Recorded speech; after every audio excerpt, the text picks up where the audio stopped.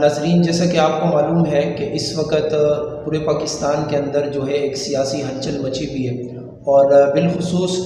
کراچی اور سندھ کے اندر بھی بہت ساری سیاسی تنظیموں نے اپنے سیاسی کام کا آغاز کر لیا اور الیکشن کی تیاری کر رہی ہے۔ اس وقت ہمارے ساتھ موجود ہے مولانا عادل عمر صاحب، جو کہ ایک مذہبی شخصیت ہے پورے پاکستان کے اندر جن کے پروگرامات ہوتے ہیں، اور آج ہمارے ساتھ یہاں ہمارے شو میں تشریف لائے۔ سب سے پہلے آپ کا بہت بہت شکریہ، آپ نے ہمیں ٹائم دیا۔ چونکہ آپ کو معلوم ہے کہ آپ اس وقت پاکستان رحم پارٹی کراچی ڈویژن کے صدر منتخب ہوئے، سب سے پہلے ہماری ٹیم کی جانب سے آپ کو بہت بہت مبارک ہو، شکریہ، اور نیک تمنائیں آپ کے ساتھ ہیں ہماری۔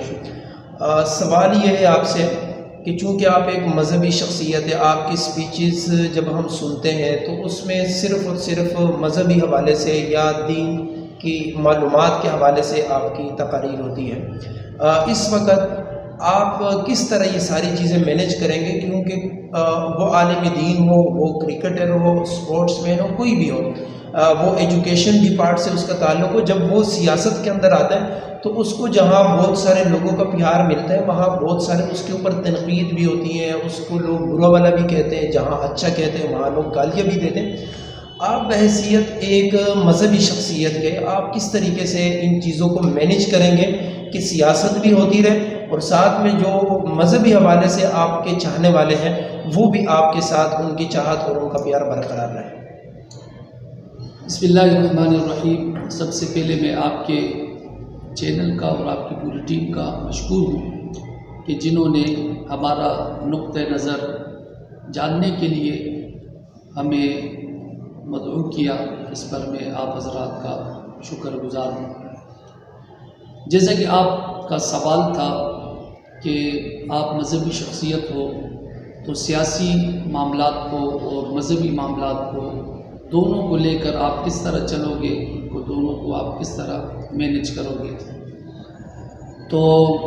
اس کا بڑا آسان سا جواب یہ ہے کہ ہمارا جو دین اسلام ہے یہ ایک نظام حیات دنیا کو دیتا ہے، اور اس کی بنیاد دو چیزوں پر ہے۔ اسلام کا اگر خلاصہ آپ دیکھیں تو اس کی بنیاد دو چیزوں پر ہے۔ ایک یہ ہے کہ اللہ رب العالمین کے ساتھ آپ نے اپنے معاملات کو بہتر بنانا ہے، جس کو عبادت کہا جاتا ہے آسان لفظوں میں۔ دوسرا کہ مخلوق کے ساتھ آپ کے معاملات بہتر ہوں، جس کو معاملات کہا جاتا ہے، جس میں سیاست بھی آتی ہے، خدمت بھی آتی ہے، ہمدردی بھی آتی ہے، لوگوں کے کام آنا، لوگوں کی جتنی بھی مصیبتیں ہیں ان مصیبتوں میں لوگوں کے لیے آپ ایک مسیحا کے طور پر کام کرو، تو اسی کو سیاست کہا جاتا ہے۔ سیاست کوئی اسلام سے الگ چیز نہیں ہے، بلکہ اسلام کا جو آفاقی نظام ہے، عالمگیری نظام ہے، اس نظام کے اندر جہاں پر عبادت کے اوپر زور دیا گیا ہے وہاں پر خدمت پر بھی زور دیا گیا ہے، یا آسان لفظوں میں ہمارے عوام الناس جسے سمجھتی ہے حقوق اللہ اور حقوق العباد۔ حقوق اللہ عبادات ہے اور حقوق العباد جو ہے یہ خدمت اور سیاست ہے۔ تو الحمدللہ ہم سیاست، حقوق العباد اسلام کا ایک عظیم الشان شعبہ سمجھتے ہوئے ہم نے اس میدان کے اندر قدم رکھا ہے۔ اچھا، چونکہ کراچی کی سیاست میں اور ملک کے دیگر حصوں میں، دیگر علاقوں میں یا صوبوں میں جو سیاست ہوتی ہے اس میں بہت زیادہ فرق ہے۔ آپ چونکہ کراچی کے رہائشی ہے، کراچی کے آپ صدر ہیں، تو آپ جب الیکشن کی طرف جائیں گے تو کچھ اس طرح کا پلان ہوا ہے، چونکہ بہت ساری تنظیمیں اس وقت ایک سیاسی پلیٹ فارم بنا رہی ہے پیپلز پارٹی کے خلاف، تو آپ کی بھی کسی کے ساتھ اس حوالے سے کوئی رابطہ ہے کہ آپ کسی کے ساتھ جائیں گے یا آپ اکیلے الیکشن میں جو ہے نا اتریں گے، جو ابھی جنرل الیکشن ہونے والے ہیں؟ جہاں تک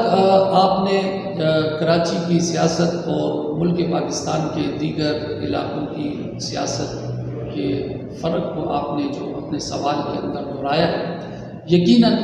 کراچی کی سیاست ملک کے دیگر علاقوں کی سیاست سے مختلف ہے، اور الحمدللہ کراچی کی عوام باشعور عوام ہے، لیکن اب تک انہیں اپنے اظہار رائے کے لیے آزاد نہیں چھوڑا گیا۔ لوگوں نے مختلف قسم کے پریشر میں انہیں رکھا اور مختلف قسم کے حربوں سے ان کا جو مینڈیٹ ہے اسے چوری کرنے کی کوشش کی۔ اب انشاءاللہ امید ہے کہ کراچی کی فضا ایسی نہیں ہے کہ جن میں ان کے جو مینڈیٹ ہے اسے چوری کیا جائے۔ انشاءاللہ ایسے وقت کے اندر پاکستان رائے حق پارٹی وہ انشاءاللہ عوام کی امیدوں پر پورا اترنے کی کوشش کرتے ہوئے اپنے کینڈیڈیٹ میدان میں اتارے گی۔ یقیناً جن لوگوں نے کراچی جو پاکستان کا دل ہے اور اسی سے پورے پاکستان کے تمام معاملات جو چلتے ہیں وہ کراچی ہی سے چلتے ہیں، تو کراچی پر آج تک جن لوگوں نے بھی سیاست کی ہے انہوں نے کراچی کو ہمیشہ محرومیوں میں اور ہمیشہ کراچی کے ساتھ ان لوگوں نے ناانصافی کی ہے۔ اچھا، انشاءاللہ اس میں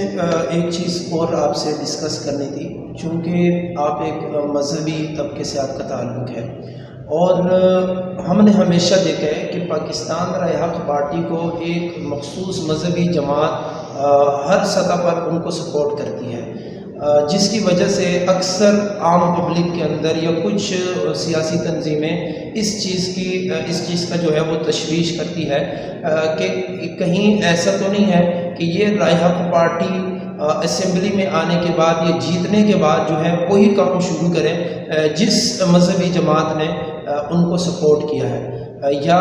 جس طریقے سے باقی اگر تنظیموں پر کالعدم کا ایک لیبل لگتا ہے کہ ان کو فلاں نے سپورٹ کیا، آپ کے اوپر وہ لیبل تو نہیں لگتا کہ آپ کو کسی کالعدم جماعت نے سپورٹ کیا، لیکن آپ کے ہاں کوئی خوف بھی نہیں ہے کہ یہ ایسا نہ ہو ہم ان کے ساتھ اتحاد کریں اور ہمارے لیے مسائل بنیں؟ اس چیزوں کو آپ کیسے مینیج کریں گے جب آپ عام پبلک میں جائیں گے کہ جس کا تعلق آپ کی مسلک سے نہیں ہے وہ بھی آپ کو ووٹ دے؟ اس کے لیے کیا رائے حق پارٹی کیا پلاننگ رکھتی ہے اور اس پہ کیا کام کرے گی؟ اس میں جو یہ آپ کا سوال ہے بہت اچھا سوال ہے۔ دیکھیں، پاکستان رائے حق پارٹی وہ ایک سیاسی پارٹی ہے اور اس کا بڑا واضح منشور اور دستور ہے۔ جہاں تک ہمارے ملک پاکستان کے اندر دیگر جماعتوں میں جو سب سے زیادہ ہم جنہیں پسند کرتے ہیں، جو ہمارے لیے آئیڈیل ہے، اس جماعت کے سربراہ حضرت مولانا محمد احمد لدھیانوی صاحب دامت برکاتہ عالیہ اور اس کے صدر غازی اسلام حضرت مولانا غازی اورنگزیب فاروقی صاحب دامت برکاتہ عالیہ، ان شخصیات پر ہمارا اعتماد اس لیے ہے کہ ان کا کردار ہمیشہ وہ ملک پاکستان اور اسلام اور دین کے لیے بڑا صاف اور شفاف رہا۔ اگرچہ ان پر بڑے الزامات لگائے گئے بے بنیاد، اور وہ تمام کے تمام الزامات الحمدللہ آج تک کوئی ثابت نہ کر سکا، ان کی حب وطنی اور حب دین پر الحمدللہ آج تک کوئی بھی آدمی دلیل سے ثبوت فراہم نہ کر سکا۔ لہٰذا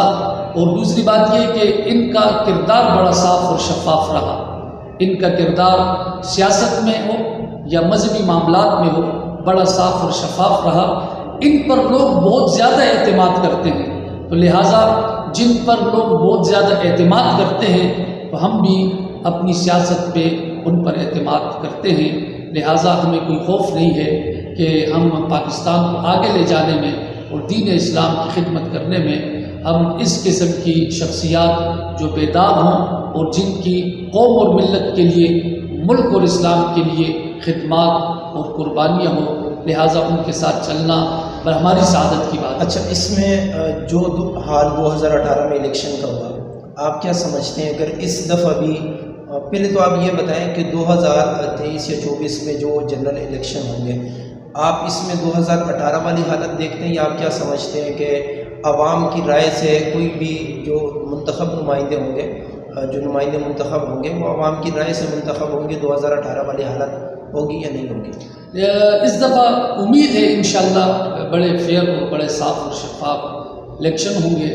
اور انشاءاللہ اس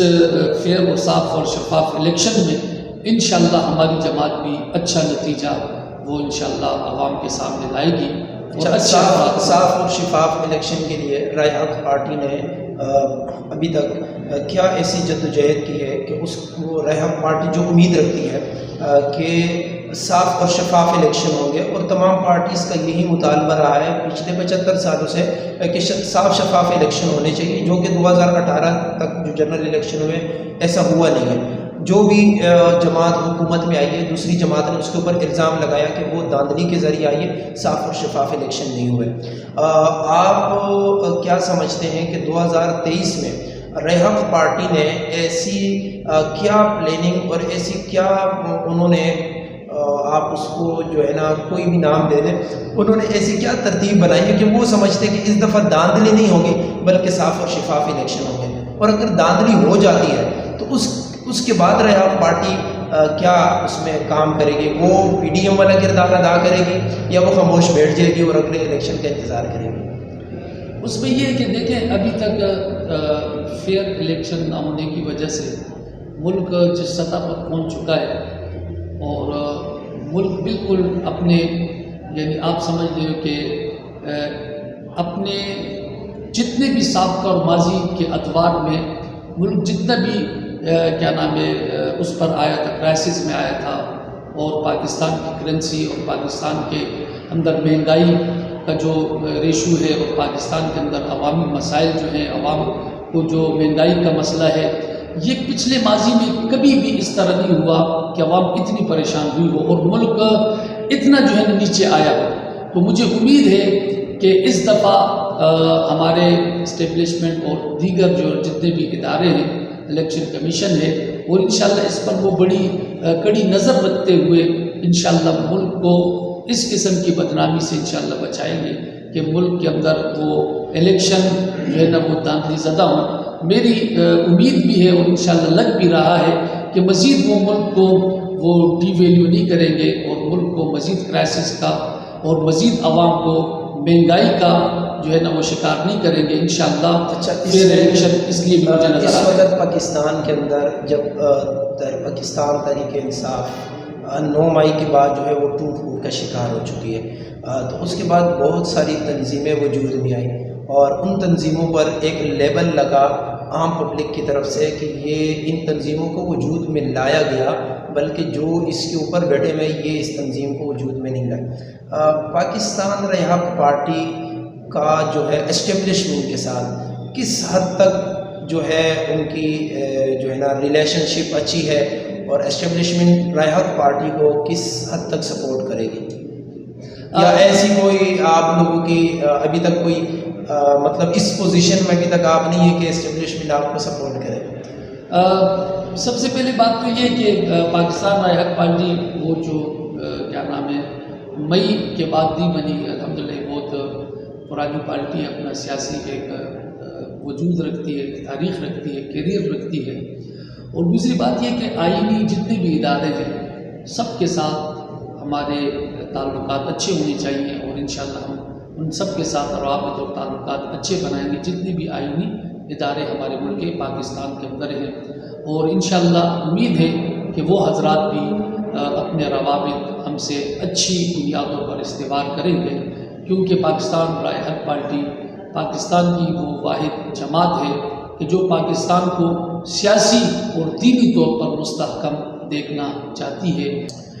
مولانا صاحب بہت بہت شکریہ، آپ نے ہمیں ٹائم دیا. ناظرین، مولانا عادل عمر صاحب جو حال ہی میں پاکستان رائے حق پارٹی کراچی ڈویژن کے صدر بنے، اور ان کے ساتھ چونکہ یہ انٹرویو بہت اہم تھا، ان سے سوالات کرنے تھے. یہ ایک مذہبی شخصیت ہے، اور مذہبی شخصیت کا اس طریقے سے سیاست میں آنا، پھر اتنے بڑے عہدے پہ آ کے کراچی کی سیاست کو مینیج کرنا، یہ ایک بہت بڑا سوالیہ نشان ہوتا ہے. اور چونکہ یہ ایک مسجد کے امام و خطیب بھی ہے، بہت اچھے خطیب مطلب بہت اچھے مقرر بھی ہے، مختلف پروگرامات میں بھی جاتے ہیں. ابھی بھی اس وقت عشاء کی نماز کا ٹائم ہے اور مقتدی حضرات ان کے انتظار کر رہے ہیں. دوبارہ پھر ملیں گے انشاءاللہ الیکشن کے قریب. ہماری دعائیں ہیں کہ جو ان کی نیک تمنائیں کراچی کے لیے اور بالخصوص پاکستان کے لیے اور اپنے اداروں کے لیے اللہ تعالیٰ ان کو اس میں کامیاب کرے اور پاکستان کو اللہ ایک ایسی لیڈرشپ عطا کرے کہ جو پاکستان کو آگے لے کر جائے، پیچھے لے کر نہ آئے۔ والسلام۔